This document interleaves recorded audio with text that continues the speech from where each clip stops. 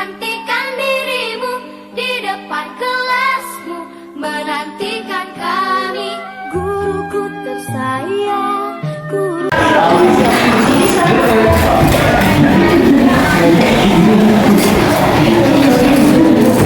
Assalamualaikum anak-anak. Waalaikumsalam warahmatullahi wabarakatuh. Ya, sebelumnya coba tolong dipimpin salah satu dan berdoa terlebih dahulu. Sebelum memulai pembelajaran pada hari ini, marilah kita berdoa menurut agama dan kepercayaan masing-masing. Doa mulai.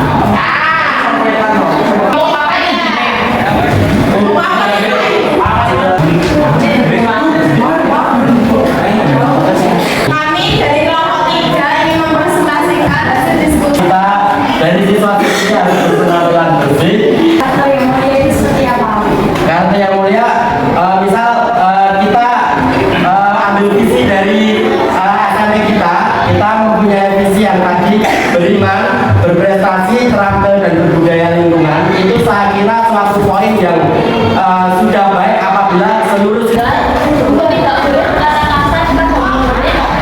Kita menyemangati sebelum kita mendengarkan presentasi kelompok terakhir.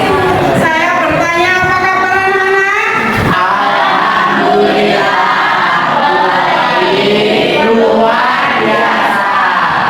Kelas 9D?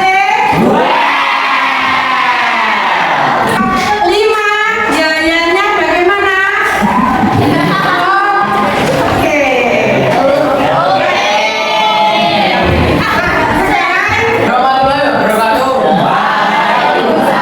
Hasil kelompok 1 sama kelompok 5 semuanya sudah mempresentasikan dan sangat luar biasa. Yalah, kalian selama ada keaktifan, ada rasa ingin tahu, ingin belajar lebih, pasti akan ada apa istilahnya hubungan komunikasi simbal-balik, adanya kolaborasi yang luar biasa.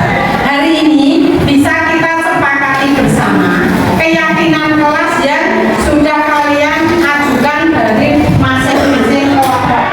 Pertama yang Bu Mari dengar dari kelompok 1, 2 sampai 5. Yang pertama itu konsekuensinya harus mengikuti tata tertib sekolah, minimal tata tertib kelas. Datang tepat waktu, memakai pakaian yang tertib sesuai peraturan harinya. Terus yang ketiga mau apa? Bersih rapi wangi itu hubungannya karo pakaian. Membayar kas tertib tepat waktunya. Terus tiket sesuai jadwalnya. Terus apa lagi? Mengerjakan tugas sesuai program yang diajarkan oleh guru yang bersangkutan. Apalagi masih banyak mau tuh peraturan yang ingin keyakinan yang ingin kalian terapkan di sini. Tidak boleh membawa HP, tidak boleh membawa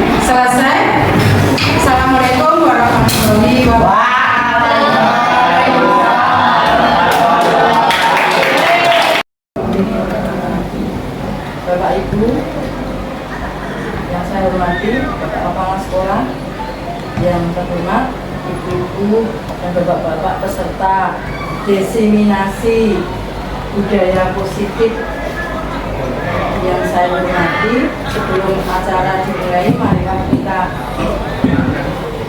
panjatkan puji syukur kehadiran Tuhan Yang Maha Esa, karena pada kesempatan hari ini kita masih diberi kenikmatan berupa kesempatan mengikuti acara diseminasi positif yang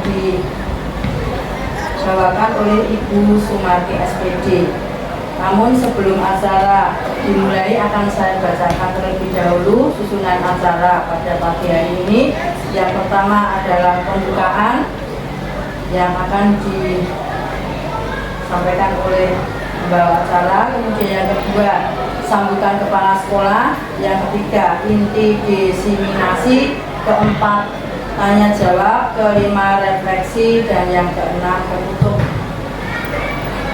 Untuk acara yang pertama yaitu pembukaan, marilah acara diseminasi budaya positif pada pagi hari ini kita buka dengan bacaan basmalah bersama-sama. Bismillahirrahmanirrahim.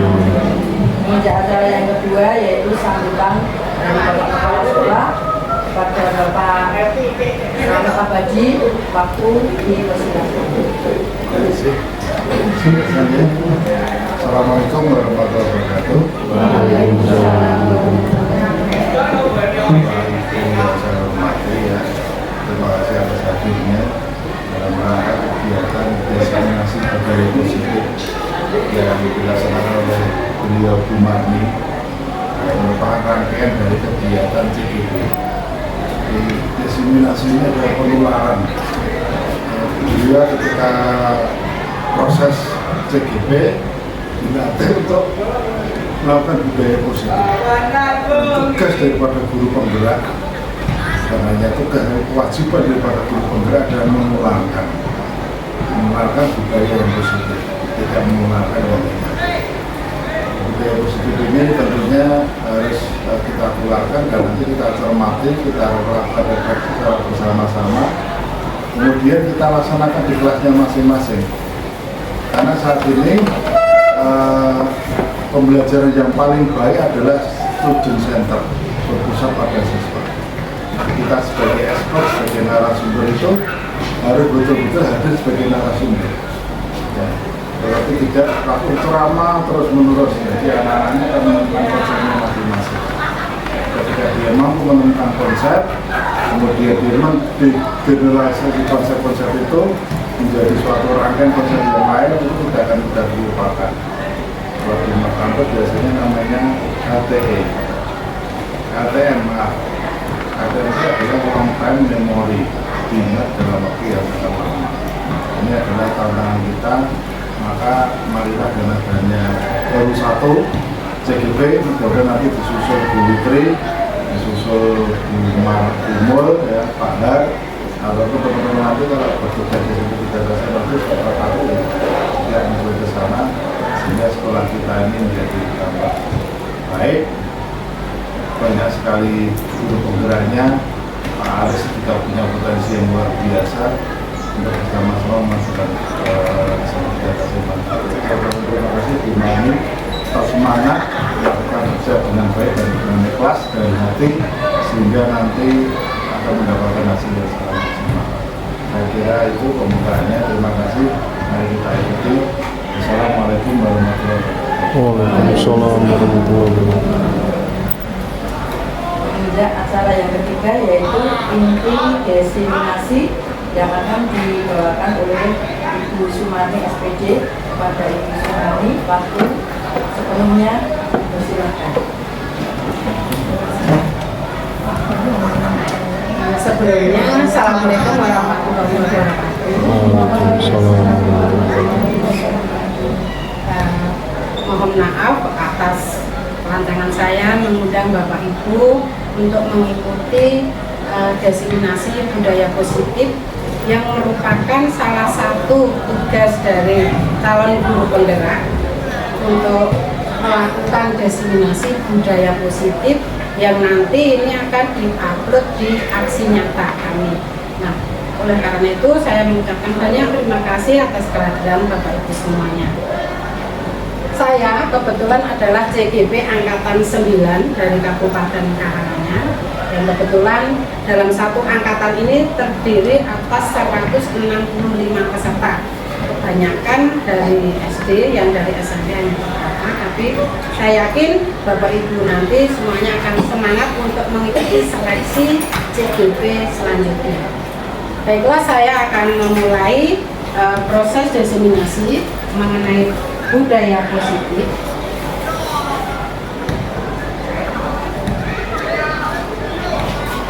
Untuk mengingatkan kembali modul 1.1 mengenai pendidikan Ki Hajar Dewantara, bahwa pendidikan adalah tuntunan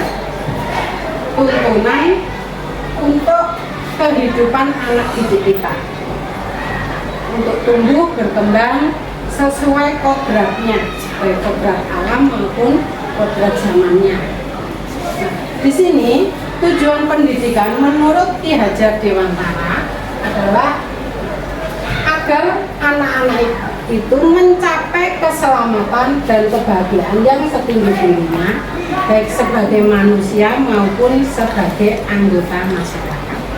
Jadi di sini sebagai guru memiliki tugas untuk menuntun, tidak hanya mengajar, tidak hanya mendidik, tapi juga menuntun anak didik kita. Di sini guru selain menuntun murid kita sesuai kodratnya, guru harus memiliki keberpihakan kepada murid, memahami tujuan pengajaran, dan memahami karakter murid. Jadi di dalam proses pendidikan nanti, salah satu yang harus dikuasai oleh guru adalah memahami tujuan pengajaran dan karakter murid.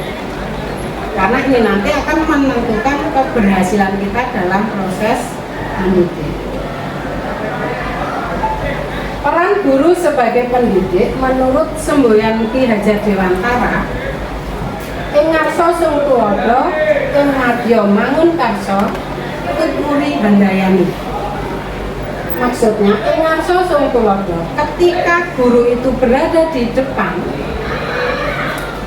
seorang guru bisa memberi teladan atau contoh yang baik bagi anak didik kita. Yang kedua, ing madya mangun karsa, ketika kita berada di antara murid-murid kita, guru bisa menciptakan prakarsa, menciptakan ide-ide untuk perkembangan anak didik kita. Yang ketiga, tuturi handayani. Saat kita berada di belakang anak didik kita mampu memberikan dorongan serta arahan, sehingga anak didik kita tidak akan melenceng dari tujuan pembelajaran yang telah kita dapatkan. Modul 1.2 yang telah kami pelajari mengenai nilai-nilai dan peran guru penggerak. Sebagai guru, kita memiliki nilai-nilai yang pertama mandiri, proaktif, kolaboratif, inovatif, dan berpihak pada murid. Jadi diharapkan kita bisa menanamkan nilai-nilai ini semua di dalam kehidupan sebagai pendidik. Yang ketiga, mengenai peran guru penggerak. Satu, menjadi pemimpin pembelajaran, menggerakkan komunitas praktisi, menjadi coach bagi guru lain, mendorong kolaborasi antar guru, serta mewujudkan kepemimpinan peserta didik. Seperti hari ini, saya telah melakukan tugas, yaitu untuk menggerakkan komunitas praktisi di dalam peran saya.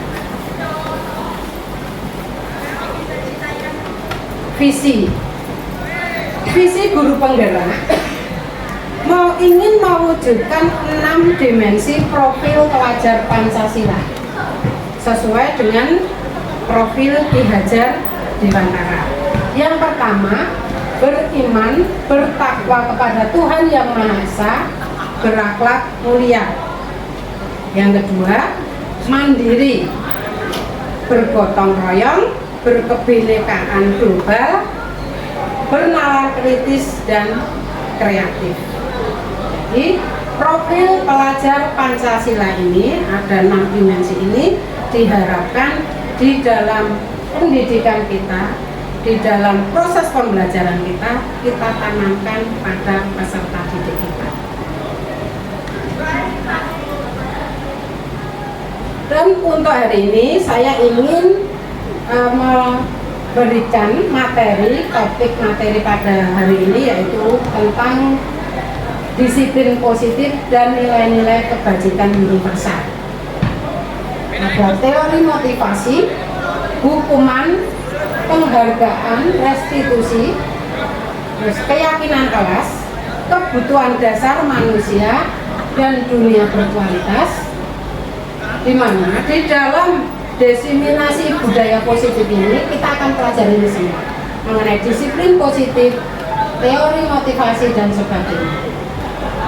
Terus untuk teori restitusi, kita sebagai guru memiliki 5 peran kontrol yang nanti kita akan bahas di belakang. Terus bagaimana kita mempraktekkan segitiga restitusi pada anak didik kita? Langkah apa yang kita bisa jalan?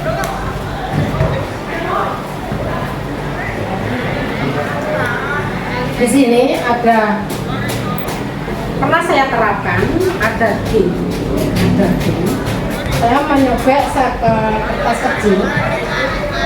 Saya minta anak itu, salah satu anak memegang kertas kecil itu dengan mindset, dengan pemikiran bahwa yang dia pegang itu sesuatu yang sangat berharga, sehingga anak itu akan berusaha mempertahankan yang dirasakan sangat berharga tadi. Dan satunya berusaha untuk melepaskan dari genggaman anak pertama. Saling rebutan, saling berusaha, yang satu mempertahankan, yang satu membuka. Ternyata selama anak pertama yang menggenggam impiannya yang sesuatu yang sangat luar biasa dalam hidupnya itu tidak mudah untuk melepaskan. Jadi di sini pada anak didik saya tanamkan apa yang menjadi tujuan hidupmu, apa yang menjadi keinginan terindahmu. Kamu sendiri yang bisa mengusahakan untuk meraihnya. Walaupun orang lain akan berusaha merubah dirimu, mempengaruhi dirimu, selama punya niatan untuk bertahan, akan tetap bertahan. Jadi kita tanamkan seperti itu, sehingga anak didik akan bisa bekerja keras untuk mewujudkan apa yang menjadi impian. Nah, dari beberapa yang saya praktekkan tadi, ada beberapa stimulus, yaitu orang yang mengusahakan membuka genggaman anak pertama itu akan mencoba, diumpamakan ingin mencoba mengubah orang agar berpandangan seperti diri kita. Terus perilaku buruk yang dilihat adalah bahwa semua perilaku itu memiliki tujuan. Anak-anak berperilaku apapun itu pasti punya tujuannya, punya latar belakang. Sebenarnya apakah yang ingin ditunjukkan? Dan ketiga, orang lain bisa mengontrol saya, tidak bisa. Jadi untuk stimulus respon, pemandang di sini, maaf saya tekankan, pada stimulus respon ini saya ingin mengubah paradigma guru dari yang semula memiliki stimulus respon akan berubah menjadi stimulus kontrol. Tekankan, saya ulangi, di dalam budaya positif penekanannya mengubah paradigma guru yang semula menjadi seorang stimulus respon berubah menjadi seorang yang memiliki stimulus kontrol. Perbedaannya seperti di sini tadi, ya, waktu kita masih punya stimulus respon akan berubah, akan mengajak orang lain berubah seperti yang kita mau, memaksa kalau perlu. ya caranya orang lain mengikuti apa yang kita mau, tapi itu tidak benar. Seharusnya kita berusaha memahami pandangan orang tentang perbedaan tadi. Kita punya misi, orang lain juga punya misi. Kita tidak bisa memaksakan misi, kita harus sama dengan orang lain, dan orang lain pun tidak boleh memaksakan misinya untuk mempengaruhi saya seperti dia. Yang ketiga, yang kedua tadi sudah saya terangkan. Yang ketiga, orang lain bisa mengontrol saya. Jadi menurut stimulus respon berpandangan, saya bisa mengontrol orang lain. Yang bisa mengontrol adalah diri kita. Orang lain punya hak mengontrol dirinya, saya punya hak untuk mengontrol diri saya. Jadi itu harus kita tanamkan. Anak jangan sampai kita kontrol berlebihan, biarlah mereka berkembang sesuai kodratnya juga. Yang keempat, pemaksaan ada pada saat dibutuhkan. Sedangkan dalam teori kontrol, kolaborasi dan konsekuensi menciptakan pilihan-pilihan baru. Maksudnya, apabila anak melakukan kegagalan, kita tidak boleh memaksa harus segera memperbaiki dengan cara ini. Tidak. Tapi kita memberi kesempatan pada anak yang gagal tadi, diajak bicara, diajak kolaborasi untuk mereka itu punya solusi, menciptakan solusi-solusi bagaimana untuk meminimalis kegagalan tadi. Kita beri kesempatan anak-anak itu mempunyai pendapatnya masing-masing. Kita tidak boleh, lalu kamu harus begini, tidak. Kita tanya dulu, untuk kesalahan yang sudah kalian buat, apa yang bisa kalian lakukan untuk memperbaikinya, intinya seperti itu. Terus model berpikir menang dan kalah. Dan di teori respon ada yang menang, ada yang kalah, ada yang merasa aku menang karena bisa mempengaruhi, dan saya menjadi orang yang kalah atau menjadi orang yang gagal. Tapi di dalam teori kontrol tidak ada seperti itu, saling menang, semuanya menang. Jadi anak itu saat melakukan kesalahan mampu memperbaikinya, membuat inovasi-inovasi untuk memperbaikinya, mereka tidak akan merasa gagal, akan merasa mampu. Oh, ternyata sebagai saya buat kegagalan itu tidak harus selalu terpuruk, ternyata saya bisa untuk memperbaiki kegagalan saya. Jadi intinya seperti itu, kita membuat anak itu bangga dengan dirinya sendiri, tidak ada yang merasa kalah, tidak ada yang merasa bersalah. Untuk teori kontrol itu ada beberapa menurut William Beecher. Kita tidak bisa mengontrol orang lain, yang bisa kita bisa adalah mengontrol diri kita sendiri. Dari Beecher. Yang kedua, semua perilaku memiliki tujuan. Ada model berpikir menang-menang, ada berpikir untuk kolaborasi, menciptakan pilihan-pilihan baru.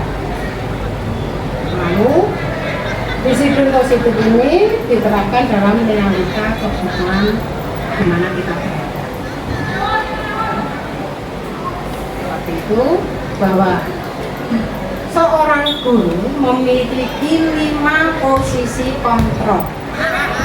Bisa punya posisi sebagai penghukum, membuat rasa bersalah, sebagai teman, sebagai pemantau, atau sebagai manajer. Nah, di sini nanti kita tahu punya 5 posisi kontrol. Diharapkan setelah lulus CGP, guru itu bisa menempati pada posisi manajer, tidak sebagai posisi penghukum, tidak sebagai pembuat rasa bersalah pada siswa. tidak sebagai teman yang ataupun pemantau, tapi manajer. Manajer di sini nanti ada 3 langkah yang bisa diterapkan, yaitu dalam yang dikenal dengan segitiga restitusi. Saya kemarin sudah mempraktekkan bagaimana menyelesaikan permasalahan anak didik saya dengan segitiga restitusi. Di dalam segitiga restitusi ini pertama menstabilkan identitas dulu. Apakah benar kamu berbuat salah? Apakah benar kamu sudah melanggar peraturan sekolah, keyakinan kelas misalkan seperti apa? Yang kedua, validasi kebutuhan. Kita tanya, kita cross-check, kenapa kamu melakukan itu? Apakah itu sudah menjadi pilihanmu yang terbaik? Kita tidak langsung bisa menghukum anak, tapi menanyakan, kenapa kamu melanggar? Terus menanyakan keyakinan. Kalau anak sudah menyadari kesalahannya, kita tanya, untuk memperbaiki kesalahannya, apa yang kamu akan lakukan? Dengan begitu, anak akan melakukannya dengan sepenuh hati, dengan keikhlasan tanpa paksaan dari kita sebagai guru. Itu sudah dilontarkan dari gagasannya sendiri, bukan dari gagasan. Ini untuk budaya positif yang akan saya lakukan, bahwa untuk guru itu jangan sebagai penghukum, tapi ayo kita sebagai manajer. Untuk nilai-nilai kebajikan yang bisa ditanamkan di dalam budaya positif itu macam-macam ya, seperti yang saya bayangkan di slide.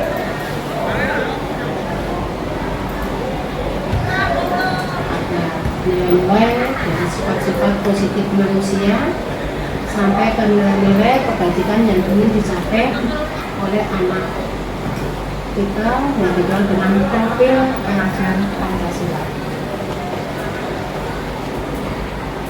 Selanjutnya kita akan belajar mengenai teori motivasi perilaku manusia. Yang pertama ada motivasi eksternal, ada motivasi internal.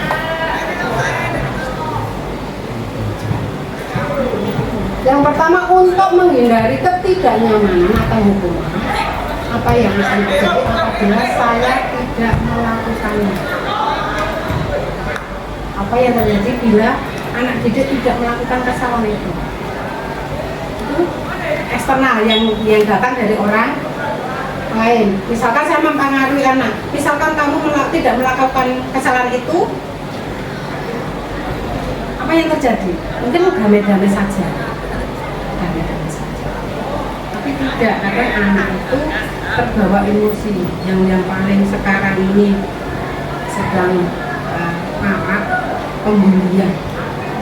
Disinggung dengan nama orang tuanya saja, dipanggil dengan nama orang tuanya, marah-marah. Ya, kemarin yang kasus yang saya praktekkan itu ada anak yang marah-marah, bahkan bicara tidak sopan ke teman. Yang teman yang dibisui orang terima, lapor ke saya. Ternyata ada latar belakang itu tadi, dimarahi karena dipanggil nama orang tuanya, terus membuli secara fisik. Kebetulan orang tuanya itu cacat dan harus bergerak dengan kursi roda, tersinggung akhirnya mati. Yang berikutnya adalah untuk mendapatkan imbalan dari orang tua.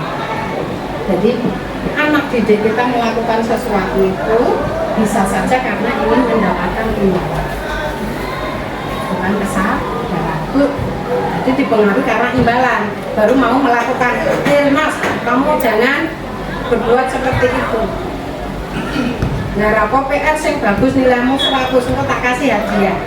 Jadi motivasi yang hadir, yang datang dari anak itu bukan karena niatannya pengen pintar, tapi niatannya pengen dapat hadiah dari gurunya. Itu biasanya hanya berlaku sebentar, tidak sepanjang hidup. Tapi kalau kesadarannya sendiri seperti yang ini, motivasi internal, maka akan muncul rasa menghargai dirinya sendiri. Saya ingin menjadi orang seperti apa bila saya melakukannya. Nah, kalau motivasi itu datang dari internal anak didik, proses belajar itu mungkin tidak kita harus memaksa. Tidak perlu dioyak-oyak, ayo masuk kelas. Dengan sendirinya sudah sadar, oh ini jam pelajaran, saya harus berada di kelas. Karena motivasinya datang dari dirinya sendiri. Beda kalau yang aku harus masuk kelas, kalau datang ke kelas terlambat pasti ada hukuman dari guru. Nah, itu motivasi eksternal karena takut dengan hukuman. Jadi budaya-budaya ini yang ingin ditanamkan di pendidikan CGP, budaya positif. Jadi, tugas kita sebagai guru menanamkan motivasi internal pada diri anak didik kita itu memang tidak mudah. Tapi kita harus selalu berupaya. Selama kita mau berusaha, insya Allah akan terwujud. Kita yakin. Untuk identitas gagal, identitas sukses, ini masih ada hubungannya dengan motivasi internal maupun eksternal tadi. Peran kita sebagai pendidik saat memposisikan diri kita sebagai penghukum atau pemberi konsekuensi atau kita dalam restitusi yang segitiga tadi, perbedaannya di sini. Kita pengen menjadi yang mana? Apakah menjadi orang yang penghukum, orang yang menuntut konsekuensi, ataukah dalam restitusi? Biasanya kalimat-kalimat operasionalnya seperti itu. Kalau kita ingin memposisikan sebagai penghukum, sebagai penuntut konsekuensi, atau sebagai manajer dalam restitusi tadi, kata-kata operasional.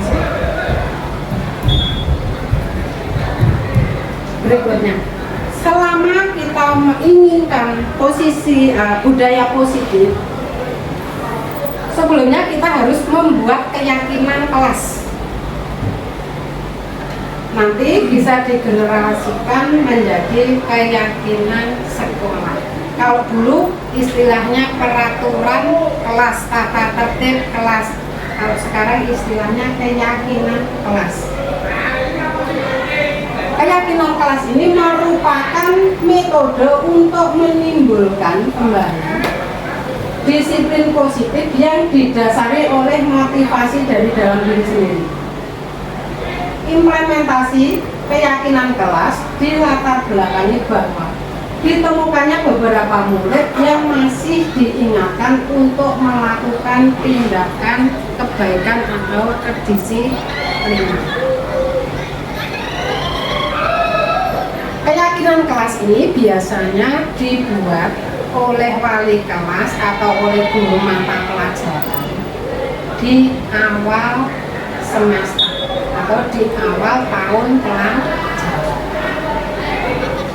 Misalkan saya sebagai guru IPA menerapkan beberapa keyakinan kelas yang harus dipatuhi oleh semua anggota kelas, karena keyakinan kelas ini dibuat, disusun bersama-sama dengan murid.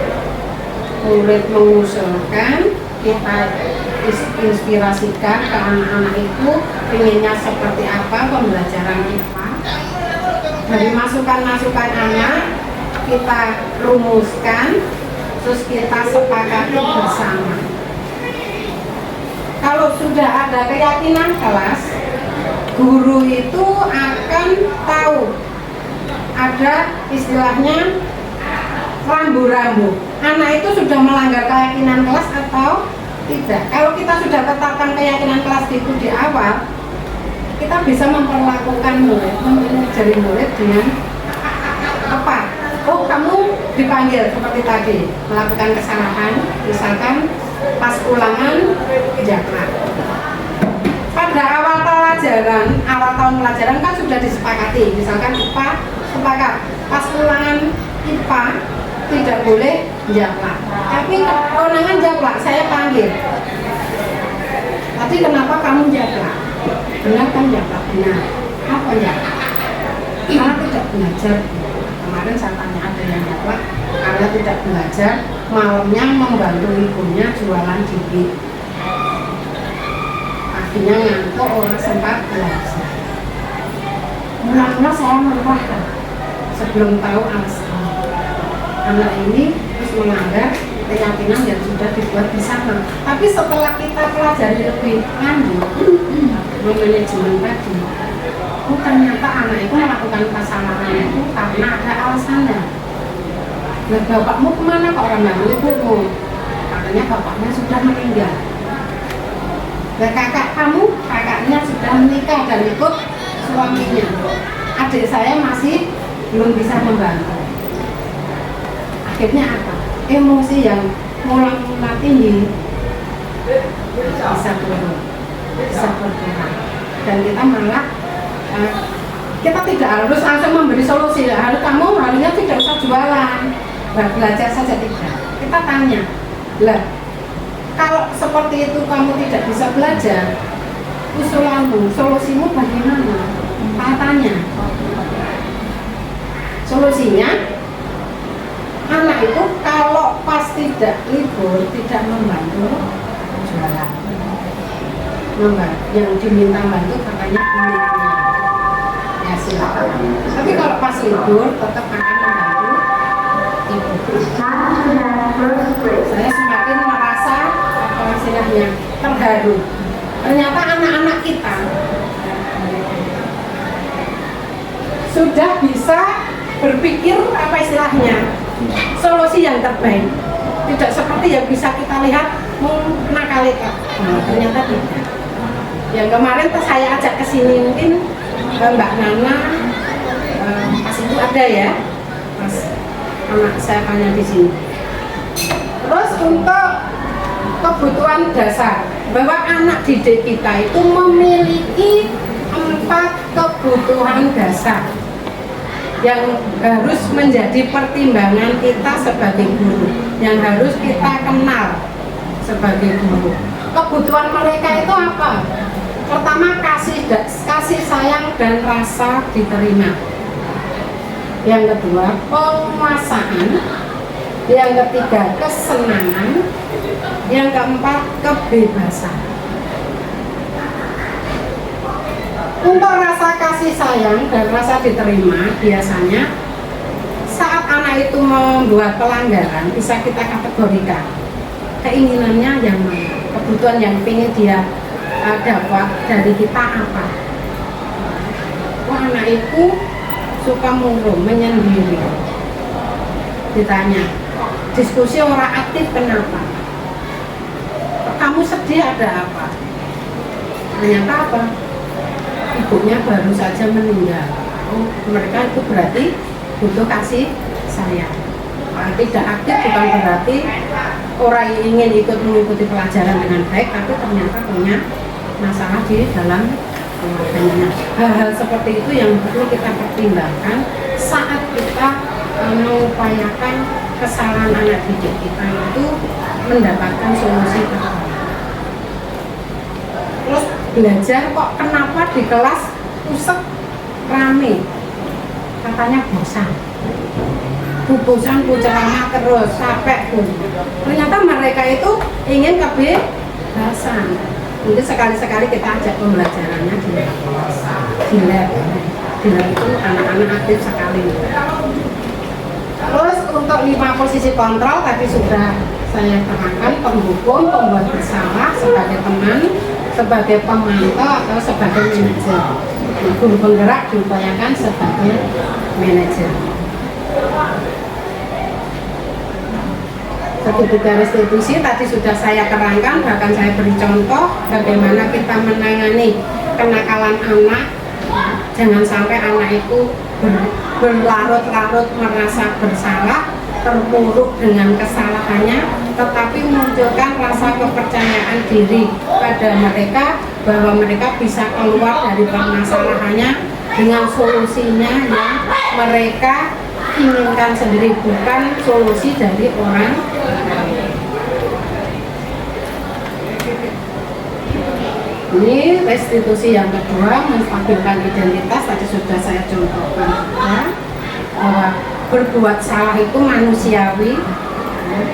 Kita sebagai guru kadang juga salah, itu kita tanamkan pada mereka bahwa orang itu tidak harus sempurna, tapi kita harus sadar dengan kesalahan yang kita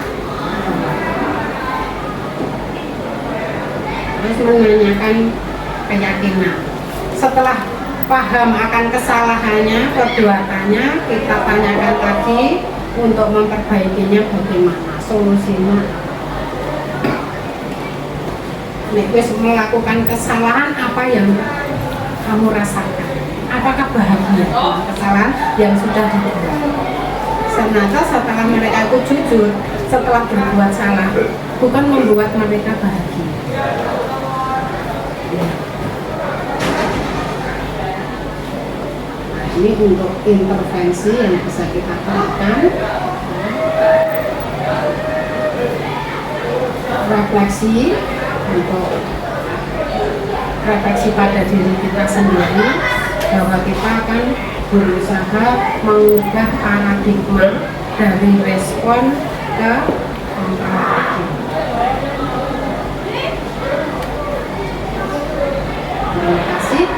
Ini untuk diseminasi budaya positif. Jadi saya tekankan bahwa di dalam pembelajaran modul budaya positif ini, guru diharapkan bisa menumbuhkan budaya positif di lingkungan belajarnya secara manajerial, tidak sebagai penghubung, tidak sebagai pembuat rasa bersalah atau sebagainya. Jadi kita akan berusaha menumbuh kembangkan anak itu membentuk karakter yang baik sesuai yang mereka inginkan dengan kesadaran sendiri. Dengan adanya hukuman itu bukan hanya satu solusi terbaik, ternyata dengan hukuman itu akan memberikan efek tidak baik pada anak, karena akan sadar hanya sebentar, untuk selanjutnya akan berbuat salah lagi. Tetapi dengan proses manajerial tadi, selain menyadari kesalahan, memberikan solusi, melaksanakannya, dan merasa menjadi orang yang sukses, tidak gagal, tidak salah seperti kata dalam penggu. Mungkin ada pertanyaan, monggo. Monggo diberi ya. Assalamualaikum warahmatullahi wabarakatuh. Waalaikumsalam warahmatullahi wabarakatuh. Perkenalkan, nama saya Fatima. Saya mau bertanya, dalam pembuatan keyakinan kelas itu biasanya kan kita sepakati setiap awal semester. Ya, tetapi kendalanya di kelas SMP itu anak itu kan masih jiwanya labil. Ya. Strategi apa yang bisa kita lakukan agar kesepakatan yang sudah kita buat itu menjadi tertanam anak sampai di akhir pembelajaran. Ya. Terima kasih. Ya, terima kasih Bu Putri atas pertanyaannya. Bagus sekali. Memang keyakinan kelas yang kita buat awal pelajaran, awal tahun pelajaran itu sebagai contoh yang digenerasikan, bisa di dalam kelas, bisa lingkungan sekolah. Tetapi kita mensiasati bahwa anak itu dalam posisi yang labil, tidak dalam kondisi yang sama. Seperti kesepakatan saya kemarin dengan kelas saya itu bahwa pembelajaran IPA tidak boleh membawa HP. Tapi itu, keyakinan itu bisa dirubah saat insiden, saat kondisi tertentu HP diperlukan dalam proses pembelajaran. Jadi keyakinan itu tidak harus berlangsung terus, kita bisa merevisikan saat kita butuhkan. Saat kemarin refleksi dengan HP, dengan jemput, itu anak-anak sengaja saya minta bawa HP. Jadi diizinkan selama itu keyakinan kelas itu bisa kita revisi saat kondisional. Nah, mengenai kondisi anak yang selalu berubah, selalu berbeda moodnya, ya, itu sangat menjadi PR bagi kita sebagai guru. Nanti kita akan belajar mengenai pembelajaran berdiferensiasi. Untuk diseminasi selanjutnya saya akan ke pembelajaran diferensiasi. Mencuplik saja, tapi Bu Fitri sesuai masih ada hubungannya dengan pertanyaan Bu Fitri. Pembelajaran diferensiasi ini pembelajaran yang melatar belakangi, yang dilatar belakangi dengan kebutuhan dan minat peserta didik. Jadi pembelajaran berdiferensiasi ini tidak bisa kita generalisasikan ke semua kelas. Jadi guru harus kreatif, mencari dulu karakter peserta didik, akan minat belajarnya, akan kesiapan belajarnya, dan profil belajarnya. Kesiapan belajar itu hubungannya dengan kemampuan awal dalam materi, bisa dengan kualitas. Terus yang minat belajar itu ada kecenderungan anak itu lebih suka yang audio atau yang visual, tergantung minat mereka. Jadi kita nanti dituntut guru yang mampu apa istilahnya mengcover semua kebutuhan mereka. Semoga kita nanti akan punya semangat untuk itu. Terima kasih Bu Fitri. Yang mungkin seperti itu pertanyaan dari Bu Fitri. Ada lagi? Tidak ada? Monggo, Mbak E boleh tanya? Terima apa? Silakan Mbak. Silakan Mbak. Perwakilan satu.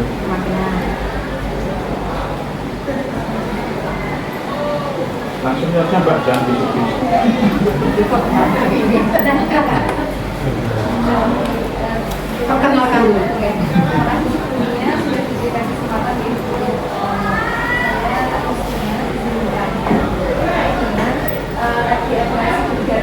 Iya.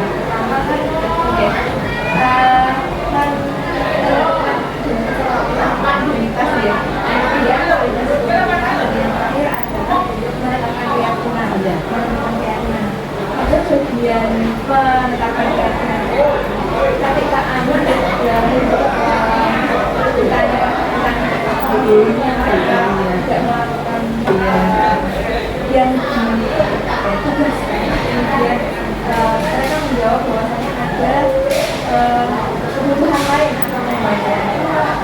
Nah, ketika kemudian mereka ditanya konsekuensi apa yang kalau sekolah seperti itu kamu masih bisa atau tidak? Tentunya karena kamu menepis ini gimana? Cara kita sebagai guru, sebagai fasilitator untuk menentukan keyakinan itu tadi seperti apa? Maksudnya apakah anak sekali melontarkan misalnya, oh iya saya bersaksi atau apa nanti sih atau mereka mengarahkan atau beliau mengarahkan atau di dalam menumbuhkan keyakinan itu kita sebagai guru tidak boleh melontarkan gagasan-gagasan. Biar gagasan-gagasan untuk memperbaiki diri itu solusinya bagaimana hadir dari anak diri. Hadir dari anak diri. Misalkan kemarin ulangan ya, karena latar belakangnya itu membantu orang tuanya. Nah, saya tidak, kamu tidak boleh ikut jualan ya, kamu harus belajar ya, kamu sebagai peserta didik. Tidak. Tapi kita tanya dulu, kamu sudah sadar itu salah. Lalu untuk memperbaiki kesalahanmu itu bagaimana? Anak itu berpikir, iya dulu, tidak langsung bisa jawab. Nah, kita memberikan apa istilahnya pemantik, kata-kata pemantik. Nah, orang tuamu di rumah dengan siapa? Ada siapa saja? disebutkan di situ ada bule yang dekat rumah. Nah, bule bekerja di mana? Nah, akhirnya mereka punya solusi. Oh, nanti biar pas saya belajar yang membantu jualan itu saya bule saya, karena bule saya lengkap. Jadi kita bisa memberikan pemantik, tapi ide itu biar anak yang mengumpulkan. Terus lalu dengan nilaimu yang tidak murni dengan menjaga tadi, bagaimana? Apa sudah terselesaikan? Mikir lagi. Begini Bu, saya minta ulangan biar saya diberi kesempatan belajar dulu, minta diulang ulangannya. Itu sudah luar biasa. Jadi kita hargai solusi-solusi yang datang dari mereka. Selama mereka tidak bisa memberikan solusi, kita bisa memberikan kata-kata pemantik yang memungkinkan anak itu menyakiti seperti itu. Dan nanti mungkin kalau sudah mungkin sesi terakhir refleksi mungkin dari budaya positif yang ingin saya bangun di sekolah ini, karena semua sekolah saya yakin menginginkan anak didiknya punya karakter yang baik, punya disiplin positif. Cara untuk menumbuhkan karakter dan disiplin positif pada diri anak kita upayakan sebaik mungkin dengan langkah-langkah yang sudah saya sampaikan tadi. Monggo menawi refleksinya mungkin dari Gumul, dari desiminasi yang saya berikan hari ini, manfaat apa yang mungkin Gumul Yani bisa rasakan. Dari penjelasan Bu Sumani dari awal sampai akhir sangat jelas sekali, dan dengan adanya desiminasi budaya positif, kita sebagai guru akan tahu posisi kita, merubah mindset kita yang semula sebagai seorang istilahnya hakim ya, kita bisa menjadi lebih baik lagi, memfasilitasi murid untuk bisa berpikir secara mandiri, bisa menentukan solusi sendiri, sehingga anak-anak itu lebih kreatif di dalam belajar, lebih kreatif di dalam menjalani kehidupan, dan lebih kreatif untuk ke depannya. Terima kasih. Ya, mungkin dari Pak Haryanto selaku kesiswaan, mungkin protes Bu, orang muda loh jadi manajer. Ya. Karena anak didik kita seperti ini. Silakan Bu. Ya, dari desiminasi Bu Mari tentang budaya positif, dari yang disampaikan tadi, kita tahu bahwa kita tidak boleh keras kepada anak-anak, terutama dalam bidang hukuman fisik. Jadi kita harus memahami karakter siswa, bakat siswa, dan masalah siswa. Bagaimana cara mengatasinya? Kita ajak omong, kita ajak diskusi masalah yang dihadapi, hambatan yang dihadapi. Lalu kita secara halus juga dengan hati, tidak boleh dengan fisik dan kekerasan, mengetahui dan kita memberi solusi yang baik kepada anak-anak yang terutama yang mempunyai masalah, yang melanggar tata tertib dan sebagainya. Mungkin itu manfaat dari desiminasi budaya. Terima kasih. Dari Bapak. Ya, terima kasih ya. Kalau kita simak yang pertama, terima kasih untuk Bu Mari telah menyampaikan materi ini yang baik sekali. Nanti mungkin akan kita kembangkan terus di sekolah kita ya, kita keluarkan terus menerus. Nanti cepat penularannya semakin baik dan semoga kita dapat dari positif yang kita berhati ya. Kita simak betul bahwa tadi kita tidak mungkin mengkontrol yang mengkontrol. Karena seseorang ada kontrol, dengan kontrol orang lain. Kita tidak bisa melakukan itu, tapi kita berkewajiban mengkontrol diri kita sendiri. Dan sebetulnya itulah yang paling sulit. Kesulitan yang paling sulit adalah mengkontrol diri kita sendiri. ini yang paling gimana kalau kita diberi kemampuan kontrol diri kita sendiri dengan baik, itu menjadi segala yang biasa. Jadi marilah kita lakukan bersama-sama, kita kontrol diri kita semaksimal mungkin untuk menjadi seorang manajer. Ya, karena dalam menjadi seorang manajer itu, dalam memutuskan segala sesuatu, kita akan melibatkan banyak dimensi. Jadi banyak faktor-faktor sebelum kita memutuskan sesuatu. Kita seorang manajer yang mungkin kita simak dari situ dan kita dituntut berlaku sebagai seorang manajer. Tidak hanya menyalahkan, tetapi biarlah solusi-solusi itu muncul dari kesadaran dari seseorang itu, dari diri kita, sehingga itu menjadi lebih baik untuk sekolah kita atau diri mereka sendiri. Tentunya sudah sekolah kita. Saya luar biasa sekali memahami. Terima kasih atas ini yang baru ini. Mari kita kembangkan bersama semua kita ini. Semoga ini menjadi manfaat. Demikianlah untuk diseminasi budaya positif hari ini. Semoga bermanfaat bagi kita semua. Mari kita semangat, termotivasi untuk mewujudkan budaya positif di sekolah. Saya selaku CGP mengucapkan banyak terima kasih. Saya tutup. Akhir salam. Wassalamualaikum warahmatullahi wabarakatuh.